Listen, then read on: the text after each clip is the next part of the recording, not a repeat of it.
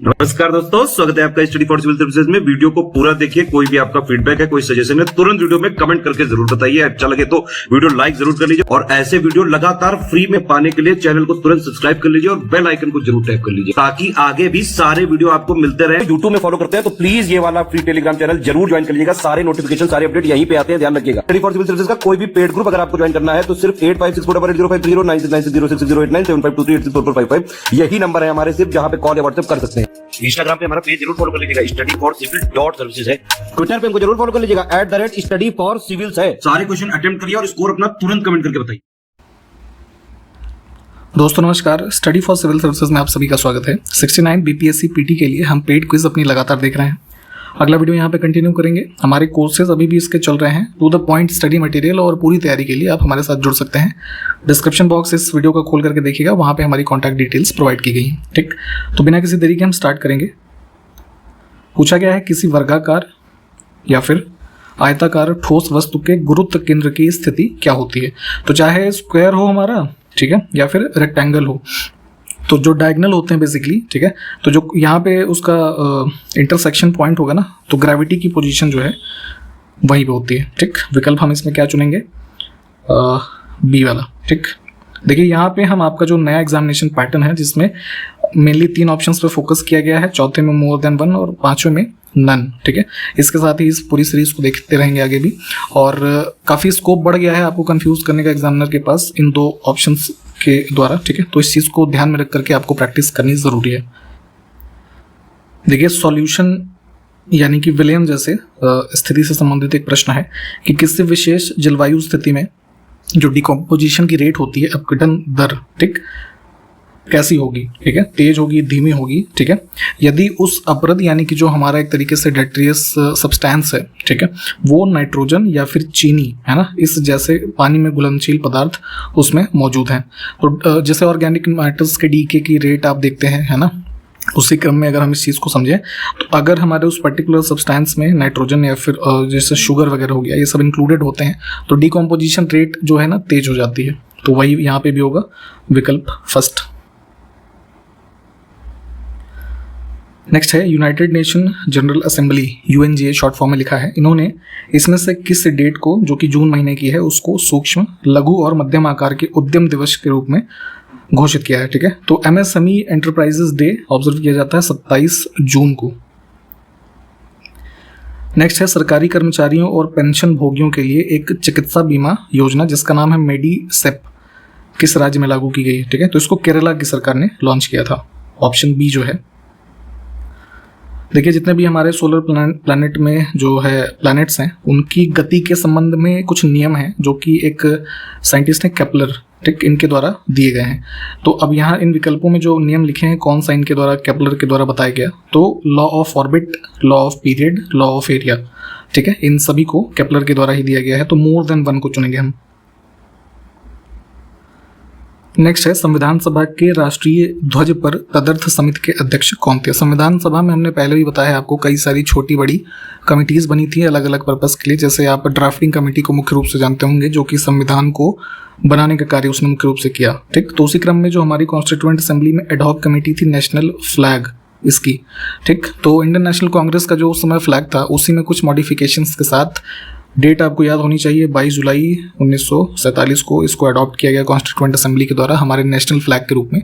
और इस कमेटी के अध्यक्ष थे डॉक्टर राजेंद्र प्रसाद, ऑप्शन ए।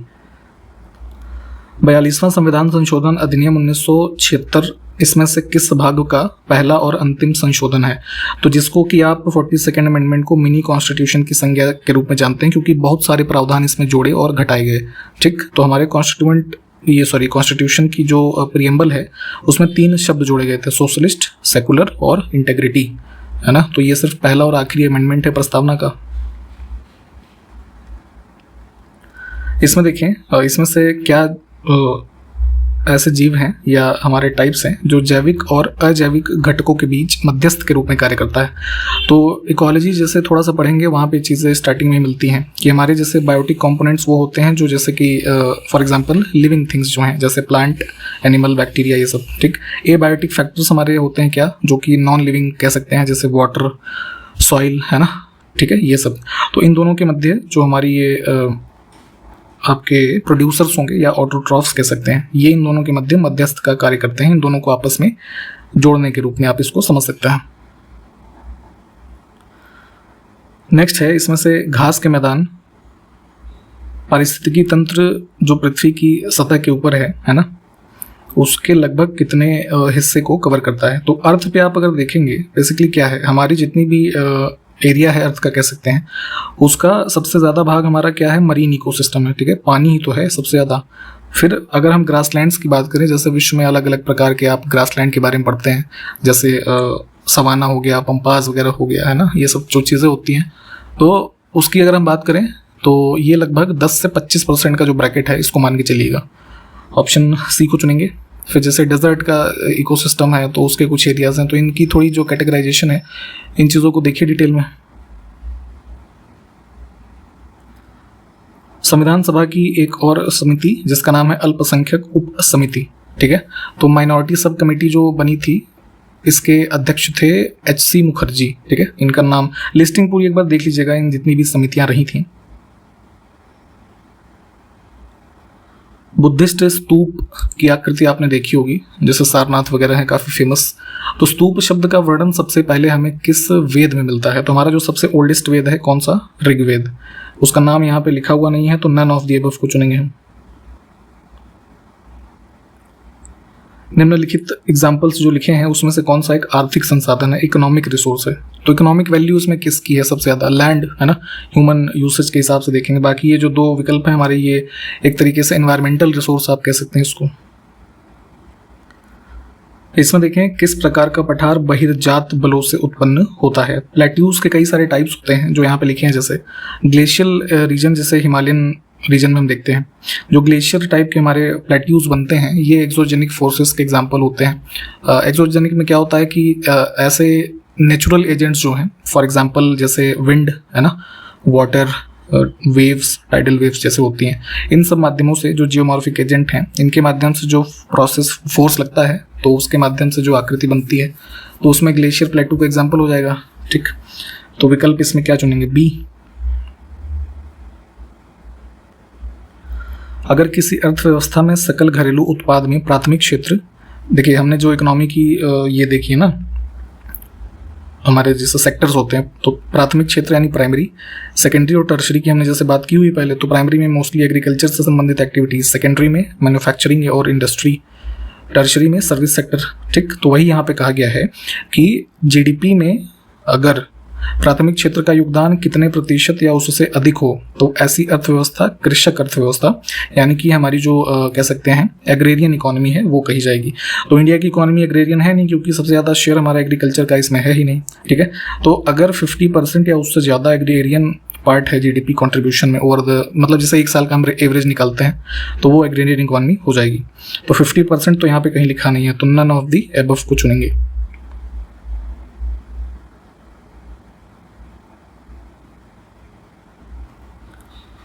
राज्य तथा संबंधित उच्चतम शिखर के संबंध में गलत युग्म का चयन करना है। तो स्टेट और हाईएस्ट पीक, माउंटेन पीक की बात हो रही है। तो सबसे ज़्यादा जो है इसमें, मतलब सबसे ज़्यादा नहीं, गलत अगर हमको चुनना है तो फोंग पुई जो है नागालैंड में नहीं, ये बेसिकली मिजो हिल्स का पार्ट है ना, जो लुशाई हिल्स हैं, स्टेट ऑफ मिजोरम में, इस वजह से ये गलत हो जाएगा। ऊपर के दो जो है देख लीजिए। निम्नलिखित में से कौन सा या कौन से अष्टांगिक मार्ग का हिस्सा है या फिर है, ठीक। 8 फोल्ड पाथ ऑफ निर्वाणा, ठीक है, जो बुद्धिज्म में आप पढ़ते हैं। बेसिकली क्या है ये कि जो अर्ली समरी ऑफ कह लीजिए बुद्धिस्ट प्रैक्टिस है, जो कि संसार से और पेनफुल साइकिल ऑफ रीबर्थ से जो छुटकारा दिलाने या निर्वाण पाने की दिशा में बताए गए।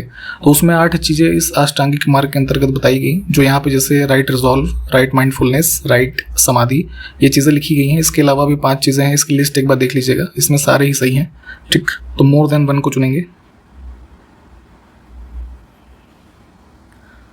हमारे पास फिर से 3 कथन है, गलत को चुनना है। तो देखिए स्मॉल जी, फिजिक्स में आपने पढ़ा होगा, कैपिटल जी और स्मॉल जी, ठीक। तो जैसे 9.8 वैल्यू होती है, तो इसका मान पृथ्वी के ध्रुव पर अधिकतम होता है, भूमध्य रेखा पर न्यूनतम होता है, और जी का मान पृथ्वी के केंद्र पर 0 होता है। तो तीनों बातें स्मॉल जी की वैल्यू के हिसाब से ठीक हैं, तो गलत इसमें कुछ भी नहीं है। अब हिस्ट्री में देखिए, उत्तर वैदिक सभ्यता के संदर्भ में राजसूय यज्ञ, जो जैसे ये आपने कई बार क्वेश्चंस देखे होंगे, शायद प्रीवियस ईयर में भी पूछे गए हैं कि किस राजा ने राजसूय यज्ञ किए, है ना। तो इस यज्ञ में राजा का अभिषेक कितने प्रकार के जल से किया जाता था, ठीक है। तो यहाँ पे ऐसे यज्ञ जो किंग परफॉर्म करते थे लेटर वैदिक सिविलाइजेशन के टाइम पीरियड में, उनका खुद का अभिषेक 17 प्रकार के जलों से किया जाता था, ऐसा बताया गया है। विकल्प बी को चुनेंगे हम। गृह सूत्र के अनुसार बलात्कार या विश्वासघात के द्वारा किए गए विवाह को क्या कहते थे। तो एंशियंट टाइम की ये चीज़ें होती थी, जैसे हमारे इन सूत्रों में बताई गई। तो गृह सूत्र के हिसाब से देखें तो अगर कोई व्यक्ति किसी के साथ बलात्कार करके या विश्वासघात करके विवाह करता था तो उसको पैशाच विवाह कहते थे। विकल्प सी। निम्नलिखित में से कौन सा संविधान प्रस्तावना के साथ शुरू होने वाला सबसे पहला संविधान था। तो जैसे इंडिया की प्रीएम्बल है, we the people of India, ऐसे करके हमारा स्टेटमेंट स्टार्ट होता है, ठीक है, प्रीएम्बल का। तो वैसे ही दुनिया में सबसे पहली बार प्रस्तावना के साथ अमेरिकन कॉन्स्टिट्यूशन स्टार्ट हुआ था अराउंड 1786 के, ठीक। तो विकल्प सी को चुनेंगे। इसमें है निरंजन निम्नलिखित में से किस फल की एक किस्म है। कई सारी वैरायटीज होती हैं अलग अलग फ्रूट्स और वेजिटेबल या फिर अन्य चीज़ों के एग्रीकल्चरल प्रोडक्ट्स जो भी होते हैं। तो मैंगो की एक वैरायटी है निरंजन। किस फल को गरीबों का सेब कहा जाता है। सेब आप जानते ही हैं कि बड़ा महंगा होता है, आजकल भी बहुत महंगा चल रहा है। तो उसी क्रम में ये अमरूद जो है, इसको गरीबों का सेब कहा जाता है। इसमें देखें, ग्लोबल लिवेबिलिटी इंडेक्स निम्नलिखित में से किस संगठन के द्वारा जारी किया जाता है। तो इकोनॉमिस्ट इंटेलिजेंस यूनिट, ये एक संस्था है, ये जारी करते हैं इसमें, मतलब रहने योग्य जो शहर हैं। तो अभी जैसे 2023 की हम बात करें तो जो ये लिस्ट, मतलब ये रैंकिंग आई थी, इसमें ऑस्ट्रिया जो कंट्री है, तो वहाँ की जो कैपिटल है वियना, उसको सबसे लिवेबल कंट्री जो लिवेबल सिटी जो है रैंक दिया गया था। इसको भी ध्यान रखना है। और विकल्प बी को चुनेंगे। संगीत से जुड़ा हुआ लांघा, जो कि एक मुस्लिम जनजातीय समुदाय है, किस राज्य से संबंधित है। तो म्यूजिकल प्रैक्टिसेस करते हैं ये, और मुख्य रूप से राजस्थान में पाए जाते हैं, और कुछ जनसंख्या गुजरात स्टेट में भी इनकी पाई जाती है। तो ध्यान रखेंगे विकल्प सी। निम्नलिखित में से अंगूर की कौन सी किस्म शराब बनाने के लिए इस्तेमाल की जाती है। तो अंगूर यानी जो ग्रेप्स होते हैं, वाइन मेकिंग में भी इस्तेमाल होते हैं। तो ब्यूटी सीडलेस टाइप का जो अंगूर होगा वो यूज़ करते हैं। हिंदुस्तानी राग जिसका नाम है मेघ, निम्नलिखित में से किस मनोभाव यानी कि रस से जुड़ा हुआ है। तो जो भी जैसे आपने देखे होंगे कई सारे फेमस संगीतज्ञ हैं, अलग अलग रागों में गीत गाते हुए, मतलब आपने पढ़े होंगे या देखा होगा, ठीक। तो उसी क्रम में जो मेघ राग गाया जाता है, ये साहस को जो है प्रदर्शित करता है। तो विकल्प सी को चुनेंगे।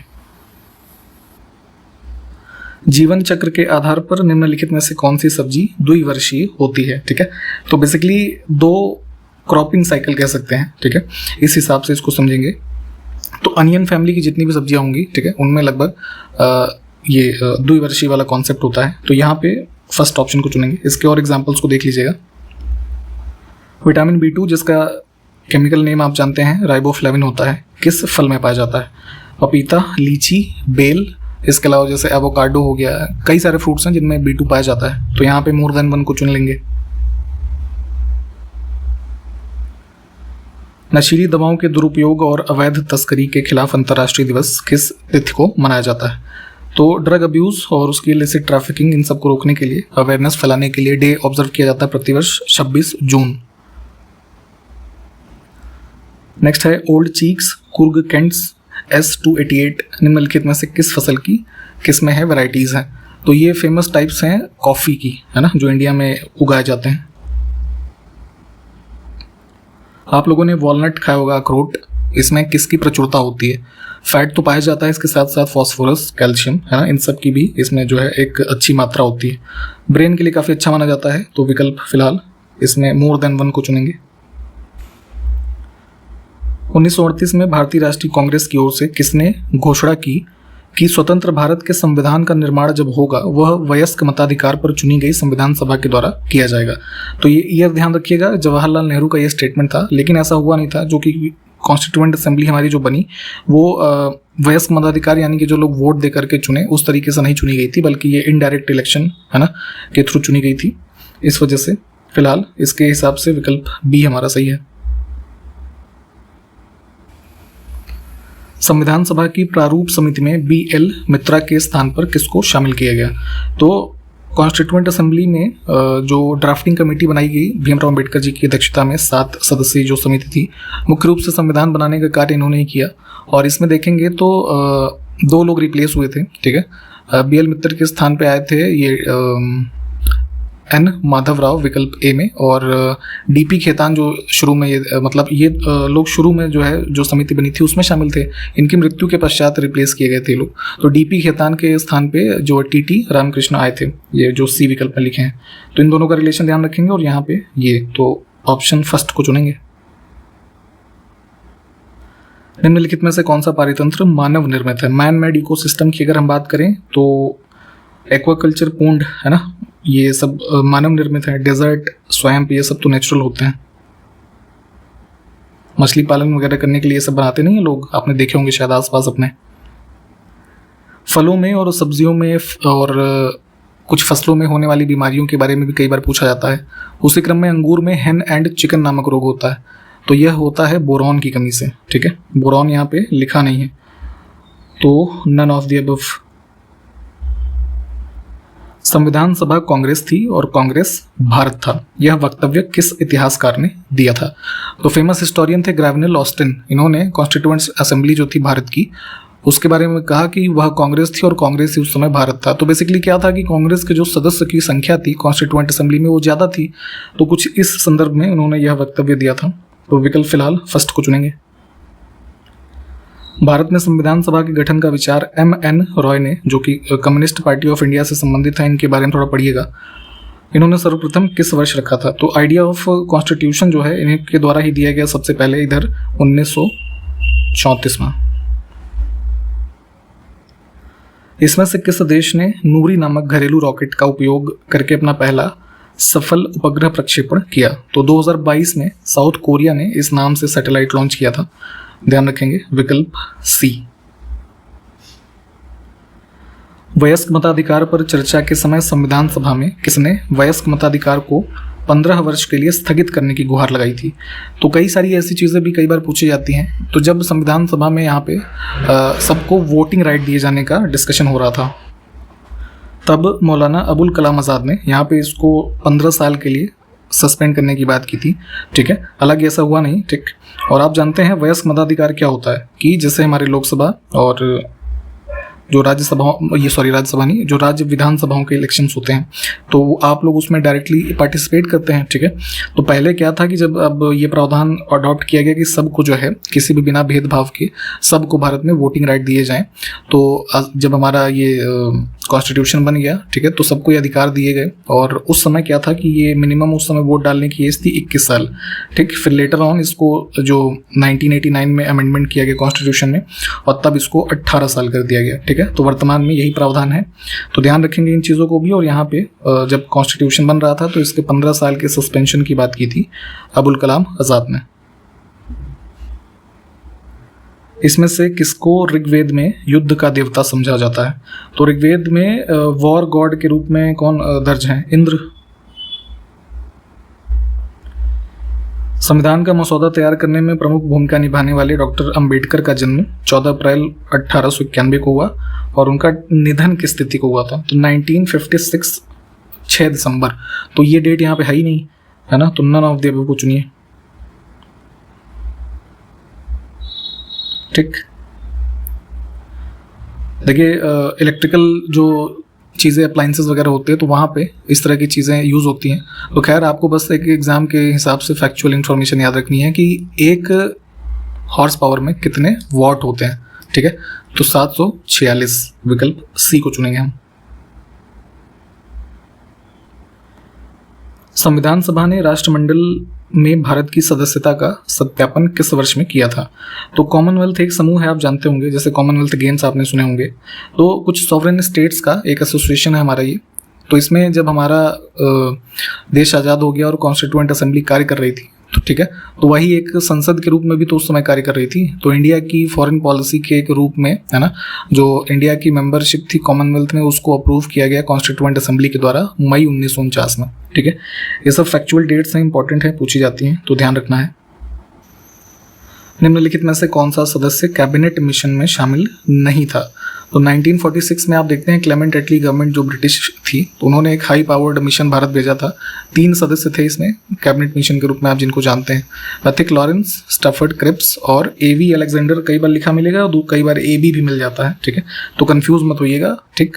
तो ये 3 लोग ही थे, तो तीनों तो शामिल थे, तो इसमें गलत ऑप्शन उत्तर क्या होगा? नन ऑफ द अबव को चुन लेंगे कि सब शामिल थे, तो उत्तर हमारा ये हो जाएगा। फिजिक्स में आपने यूनिट्स के बारे में पढ़ा होगा और क्वांटिटीज़ के बारे में पढ़ा होगा, ठीक है। तो हमारी यहाँ पे इस प्रश्न में पूछा गया कि कौन सी सदिश राशि का एग्जाम्पल है, ठीक। तो सदिश और अदिश, वेक्टर और स्केलर क्वांटिटी। वेक्टर में क्या होता है कि जो है दोनों चीज़ें होती है, मैग्नीट्यूड और डायरेक्शन। तो यहाँ पे अगर हम इन विकल्पों में देखें तो मोमेंटम जो हो गया, यहाँ पे दोनों चीज़ें पाई जाती हैं। इसके अलावा जैसे ये वेलोसिटी वगैरह हो गया, ठीक है। तो ये सब हमारे सदिश राशियों के एग्जाम्पल होंगे, तो इसमें हम इसको चुन लेंगे। बाकी के 2 हो जाएंगे अदिश के एग्जाम्पल। अगला देखिए, शत सहस्त्री संहिता यह उपनाम है निम्नलिखित में से किस ग्रंथ का? तो जो है संस्कृत भाषा में लिखा गया महाभारत, ठीक है, वेद व्यास जी के द्वारा। उसी के अन्य नाम जैसे हैं जय संहिता, ठीक है, यहाँ पे जैसे शत सहस्त्री संहिता। फिर जैसे फारसी वगैरह में ट्रांसलेशन हुआ था तो रजमनामा कहते थे, तो ये सब नाम इनके ही हैं। विकल्प सी को चुनेंगे। महाभारत मूलतः किस रूप में जानी जाती थी? तो अभी आपको बताया कि जय संहिता जो है इस रूप में इसका वर्णन है। नेक्स्ट है, श्रीमद् भगवद गीता मौलिक रूप से किस भाषा में लिखी गई थी? ये सब इंपॉर्टेंट जो एंशिएंट हमारे टेक्स्ट हैं, रामायण, महाभारत, गीता, ठीक है, रामचरितमानस, इन सब के बारे में थोड़ा देखिएगा। तो व्यास जी की एक जो रचना ये भी कही गई, श्रीमद् भगवद गीता, तो मुख्य रूप से 18 चैप्टर्स और संस्कृत भाषा में इसको लिखा गया। विकल्प फर्स्ट, ठीक है।